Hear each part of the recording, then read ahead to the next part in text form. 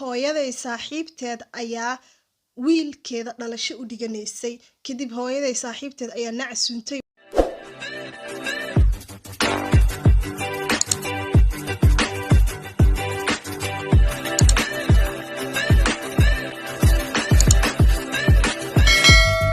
بسم الله الرحمن الرحيم السلام عليكم ورحمة الله وبركاته لقد نقدامنا سوا ما يرجع دما ولا ما يرجع كان وادي السلام جمعة مبارك جمعة وناكسن سيتي عافماتكين في عنتين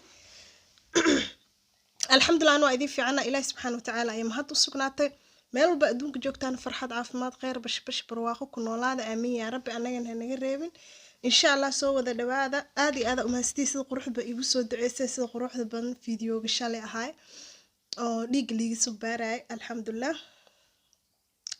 aad ma santahay caawila ugu qornaa laakiin gabar inay taamaleena hadda ka hor caawil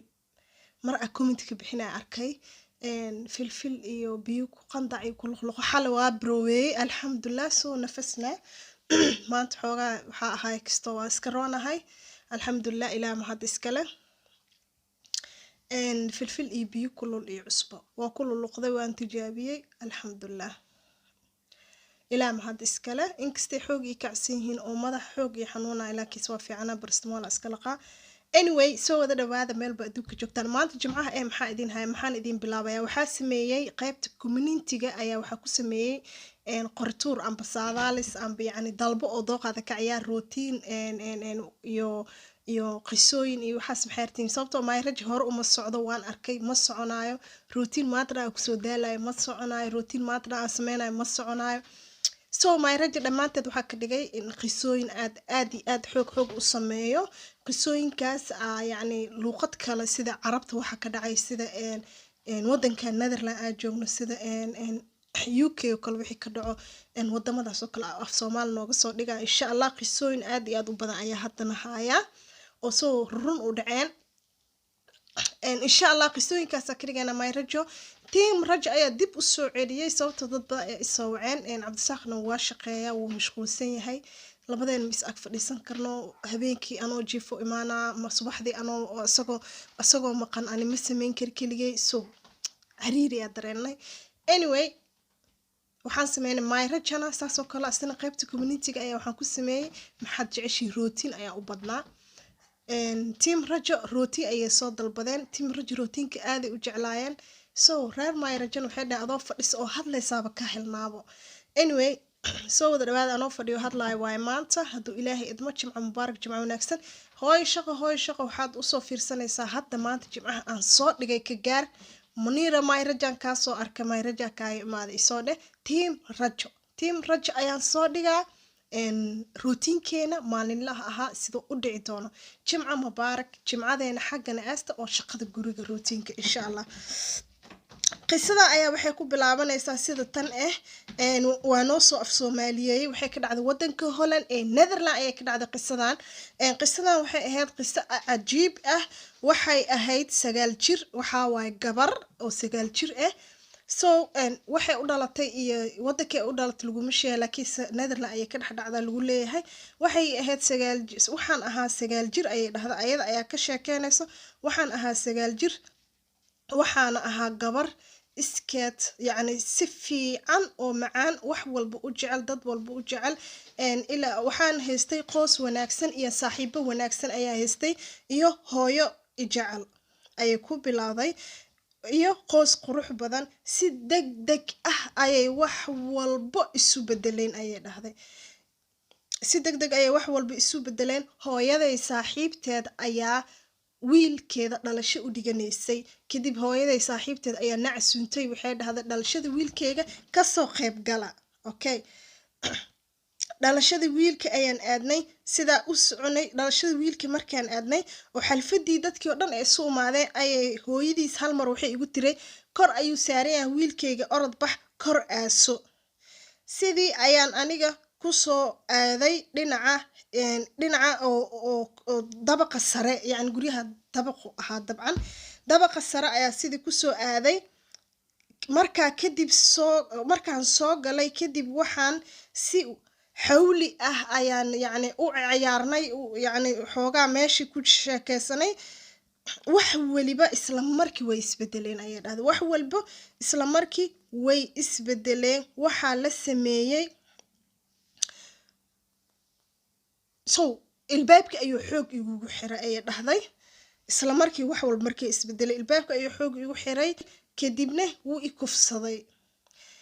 i kufsaday aniga iskama celin karin sababtoo ah wiilka wuxuu ahaa 16 sano ayuu jiray anigana 9 jir ayaan ahaa so 16 sano aad buu iiga xoog weynaa in badan xalfadii hoos iyo buuqin way ka socotaa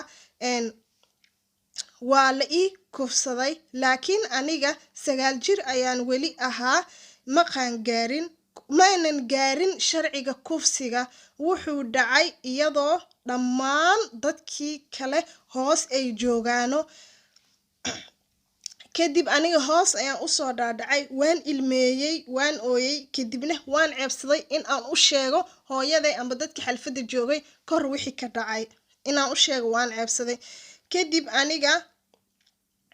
waan bakhay ayay leedahay waana xishooday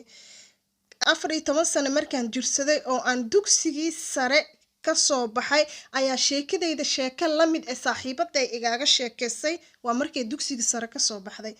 sheekadayda sheeko la mid ay saaxiibaday iga sheekaysay weliba wax aanan ogeyn way igu caawisay wax walba ayay igu caawisay saaxiibtay waxaana aaday isla galabkii qisadaas ee saaxiibtay iga sheekaysay gurigii wiilka reerkiisa ayaan aaday sheekada siday u dhacdo dhanna waa ugu sheekeeyay hooyaday iyo islaantii habaryartay ahayd dhacdadii aniga kadib waxaan awooday inaan boos amba nafaas isiiyo xumaantii laakiin inaan ku indho adeego gabadhi darteed yacni ay u samaysay gabadhii dhiirigelin u noqotay darteed ay ku indho adeegtay xishoodkii wixii oo dhan ay ku looday laakiin waxay dhahday waxaan u sheegayaa ay dhahday gabar kasto iyo wiil kasto sheekadan waxay quseysaa arin kasta oo soo martay waa gabar iyo wiil kasto arin kasta oo soo maray in oo sheekadan ka digtoonaado suurtagalna ah waa in naftaada u muujisaa si xishood ah sababtoo ah kaliga ma tihid marka la dhaho qof aad ku kalsoon tahay markaad haysatid qof aad ku kalsoon tahay qof kasta ayaa ku caawin karo والله meel qalbi saafiya ku dhaltay ma sha Allah marka waxay dhad qofka ku kalsoon tahay qisadaada oo u sheegan kartaa uu ku caawinaa ru'aanti waa 9 jir يعني ودنكي u dhalatay laguma sheegay laakiin luqadda amba qisada waxay ka dhacday Holland qisada waxay ahayd af Holland markaas kadib af Soomaali ayaan u soo turjumay sasan ku soo sameeyay marka maxay ahayd Allah noo amaansada run ahaantii horta hooyaday saaxiibteed ayay dhahday sheekada ka bilaabatay markii waxa fiican saaxiibo inaan ka dhigano sidoo kale hooyada gabdhaha haysato hooyada wiilkeesa saaxiib lagama dhigan karo sababtoo aad iyo aad ay adagtaa ilaahu aan xataa Allah iga dhigo sababtoo adig saaxiibtaada aadaysaa gabadhaada waad wadanaysaa waxa laga yaabaa in ayada kaliya haysatid amba aan guri rabin in ugu tagin so meeshas wixii ka dhici kara moogid afkaad leerinaysaa maanta dhan islaantaan oo facaaga saaxiibtaada fiirinaysaa maxaa la sheegay maxaa la yiri gabadhaada ma ka warqabtid marka saaxiib la noqda hooyooyinka gabdhaha badan haysto hooyooyinka wiilasha haysta ka fogaada inta badan ilaahu noo xijaab yaa rabbi awlaad haysanaa dhammaan Allah noo xijaabo inaan saaxiib la noqono inaan la sheekeysano inaan wixii dhacay inaan wax walba la sheekeysano maanta maama kor aaday maxaa aragtay maxaa soo sameysay soo kor hadii aad xataa waa inaan ka warqabaa tan kale aan iska ilaalina mar walbana aan ka fogaan in xalfadaha amba meelaha qaaska annagana laga wacdo aan ilmaheena barno wadno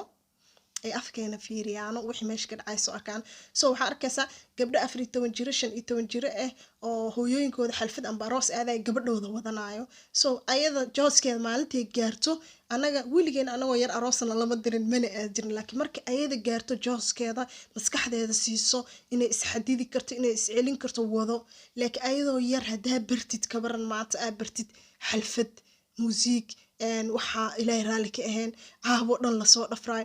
birito adii ayadoo marxaana tinsaa madaxiina saasa u jiftin ilmihii qof wax u karanaay malaha